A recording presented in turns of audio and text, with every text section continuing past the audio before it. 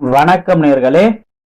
இந்த வீடியோ தொகுப்பில் நாம் பார்க்க இருப்பது, அதாவது ஹனுமான் ஹனுமானை வைத்து நம் தோஷங்களை எப்படி நம்ம நிவர்த்தி செய்யறது, நமக்கு நடக்க வேண்டிய காரியங்களை எப்படி நடத்திக்கலான்ற ஒரு சின்ன தாந்திரிக பரிகார முறையை தான் நம்ம பார்க்க போறோம்.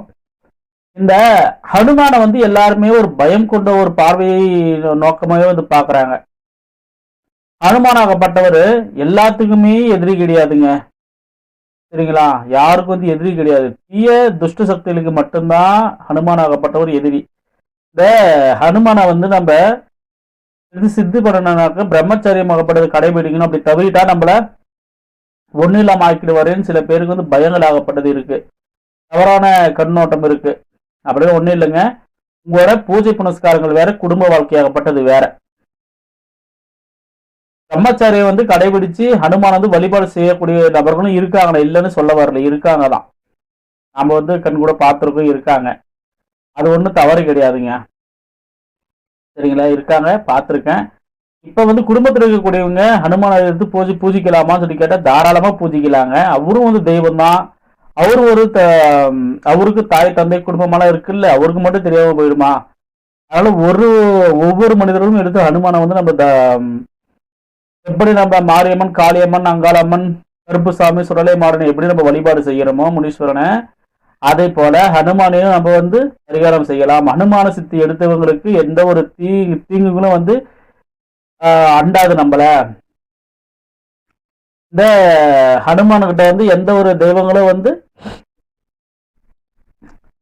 சண்டைக்கு நிக்காது. ஹனுமானோட சக்தியை எந்த தெய்வங்களும் தாக்கு பிடிக்க முடியாது.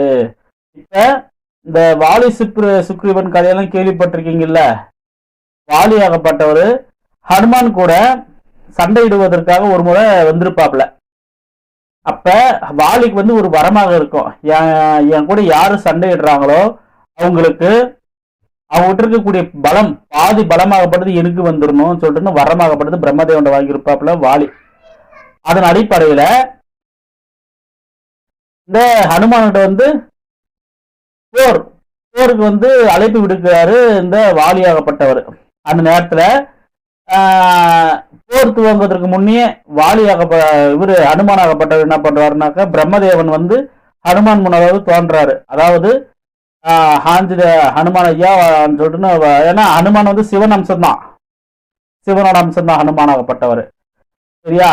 அதனால அவருக்கு வணங்கிட்டு பிரம்மதேவனாகப்பட்டவர் இந்த மாதிரி வாலியாகப்பட்டவர் தீவிர பக்தன், அவன் உங்ககிட்ட சண்டைக்கு வரான்றது எனக்கு தெரியும். அதனால உங்களோட அதீதமான சக்தி அனைத்துமே வெளியே காட்டாதீங்க. உங்க 10%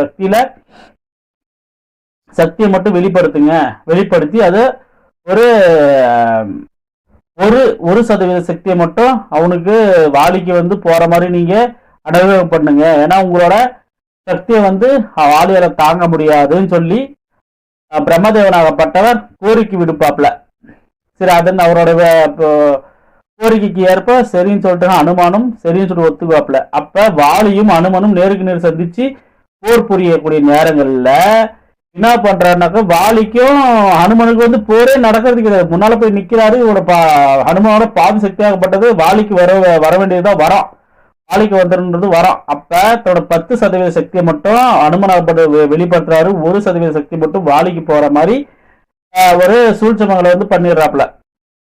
பண்ண உடனே வாலிக்கு உடல்ல இருக்கக்கூடிய நரம்புகள்லாம் அப்படியே பொடைச்சிக்கிட்டு அப்படியே உடம்பே வெடிச்சு போற அளவுக்கு இறுக்கமாயி போயிடுது. உடம்பு இறுக்கமாயி போன உடனே என்ன ஆகுது, நம்மளுக்கு அப்படியே ஒரு மாதிரி மயக்கமா வருது, தூக்கி எரியப்படுறாரு வாலியாகப்பட்டவர். அப்ப அந்த டைம் என்ன ஆகுதுன்னா, அப்ப பிரம்மதேவன் அழைக்கிறாரு, நான் கூட சண்டையே போடல, சண்டை போடாமலே எனக்கு இந்த நிலையாகப்பட்டது ஏற்பட்டுருச்சு, நீங்க கொடுத்த வரமாகப்பட்டது பொய்யான்னு சொல்லி கேட்க. அப்ப இந்த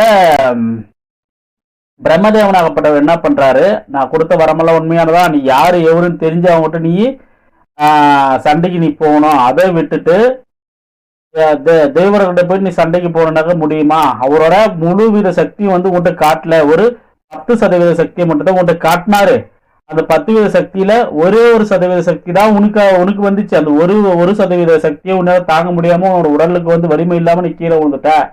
இன்னும் விட்டு இருந்தாக்கா நீ 16 சுக்க ஒடிஞ்சு உன்னோட உடலாகப்படுத்தி வெடிச்சு செத்து போயிருப்ப, நரம்புகள்லாம் இருக்குமாயி செத்து போயிருப்ப. அதனால யாருட்டுனா நீ மோது செய், ஹனுமான்ட்டு மட்டும் உன்னோட வேலையில வந்து காட்டாதன்னு சொல்லி அவருக்கு ஒரு அறிவுரைகளாகப்பட்டு சொல்லி நல்வழிப்படுத்தினத கதைகளாகப்பட்டது சொல்லுது. இதே சனீஸ்வரோட கதையை எடுத்துக்கங்க. சனி பகவான் வந்து ஹனுமான் ஐயனை வந்து பிடிக்கிறதுக்காக போனாப்ல. அப்ப ஒரு அவரை போயிட்டு பிடிக்கிறதுக்காக போனப்ப அவர் ஒரு பாறங்கல்ல வந்து கீழே அணை கட்டுறப்பதான் சீதா தேவியை வந்து ராவணேஸ்வரன் மீட்டு காப்பாத்தின வர்றதுக்காக அணை கட்டியிருப்பாங்க. அணை கட்டியிருப்பாங்கல்ல, கல்லணை கட்டுவாங்களே லங்கைக்கும் அயோத்திக்கும் வந்து, அதாவது இந்த காட்டுக்கும் லங்கைக்கும் வந்து அணை கட்டுவாங்கல்ல, கிஷ்கிந்தாருக்கும் லங்கைக்கும், சரிங்களா? அந்த மாதிரி கட்டக்கூடிய டைம்ல சனி பகவான் வந்து இன்னைக்கு உங்களோட சனி பார்வை ஏற்படுறது உங்க மேல இருக்கு, உங்களோட 7 நாடு சனியா நான் பிடிக்கணும், அதுக்காக வேண்டி நீங்க அனுமதி கொடுங்கன்னு சொல்லி கேக்குறாப்புல. அப்ப ஹனுமான் என்ன பண்றாரு, சரி நீங்க தாராளம் பிடிச்சிக்கங்க, ஒன்றும் பிரச்சனை இல்லை, கொஞ்ச நேரம் நானு நீங்க இதை பிடிக்கணும்னாக்க என்னோட ராம நாமத்தை வந்து நான் கொஞ்சம் ஜபிச்சுட்டு அதுக்கப்புறம் தான் நான் வந்து உங்களுக்கு பிடிக்கிறதுக்கு அனுமதிப்பேன், அது வரைக்கும் இந்த கல்லை கொஞ்சம் பிடிங்கன்னு சொல்லி ஒரு பாறங்களை எடுத்து சனி பகவானோட கையில கொடுத்துட்றாப்புல.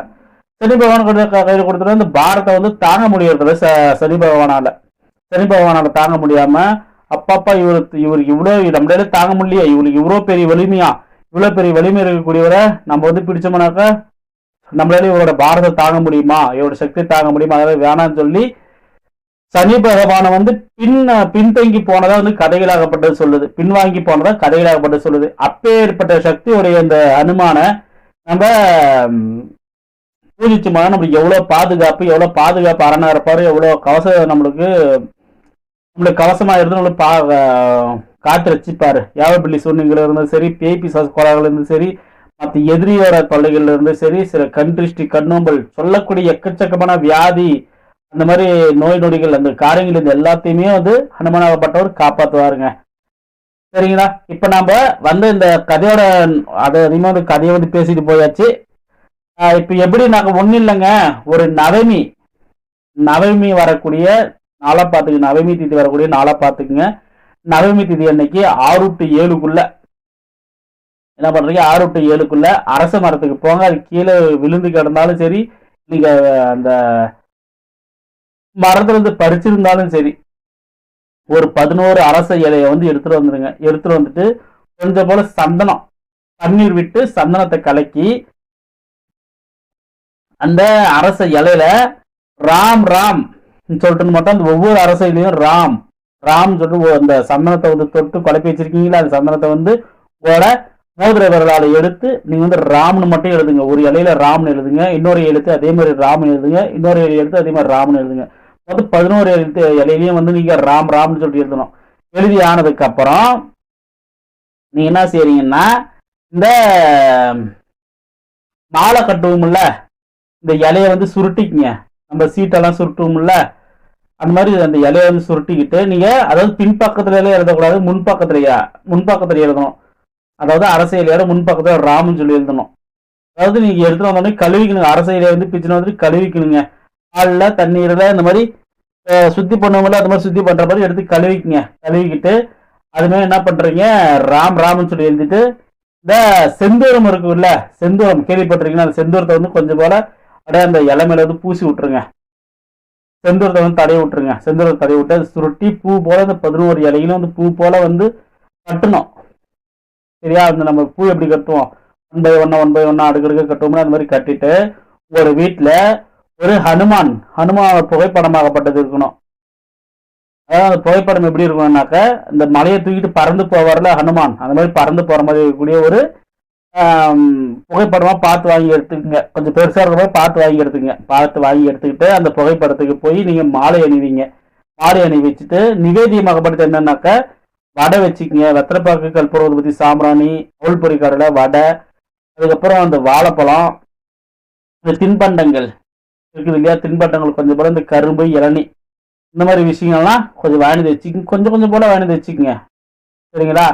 அந்த படையெல்லாம் போட்டுக்கிட்டு மாலையை எடுத்து நீங்க போடக்கூடிய டைம்ல ஒரு 1/4 மணி நேரம் நல்ல மனமாற வேண்டிக்குங்க. உங்களுக்கு என்ன கஷ்டங்கள் இருக்குது, கல்யாணம் ஆகாம இருக்குதா, அல்ல மனைவி வந்து சொல் பேச்சு கேட்காம இருக்காங்களா, மனைவியும் அல்லது மனைவியோ அல்லது கணவனோ வேற ஒருத்தர் வந்து தொடர்பாக இருக்கலாம் வந்து பிரியணுமா, அந்த மாதிரி ஒரு கஷ்டங்கள் என்னவோ எல்லா கஷ்டங்களும் இல்லை. ஒரு பெண்ணை வந்து நீ விருப்பப்படுகிறீங்க, அந்த பெண் வந்து உங்களுக்கு உங்க ஆசைக்கு வந்து இணங்கணும், உங்களை லவ் பண்றேன், திருமணம் செஞ்சு சம்மதம் தெரிவிக்கணுமா, இந்த முறையாகப்பட்டதை பண்ணுங்க.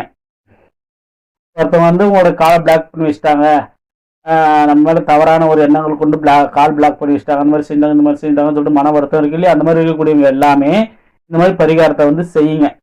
செஞ்சுட்டு இன்னும் ஒரு 3 நாட்கள்லயோ அல்லது 4 நாட்கள்லயோ அல்லது ஒரு வாரங்கள்லயோ உங்களுக்கு அதிகமான நேரம் போகுது, ஒரு வாரங்கள் உங்களுக்கான விஷயங்களாகப்பட்டது உங்களுக்கு கண் கூட தெரியுங்க.